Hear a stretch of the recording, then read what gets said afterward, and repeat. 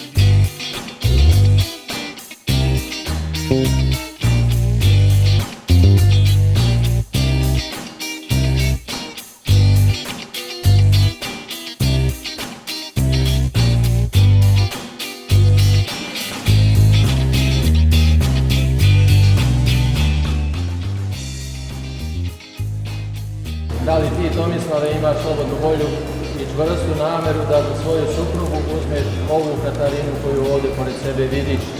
Da. Katarina, imaš li ti slobodnu volju i čvrstu namjeru da za svoga muža uzmeš ovog Tomislava koga ovdje pored sebe vidiš? Da.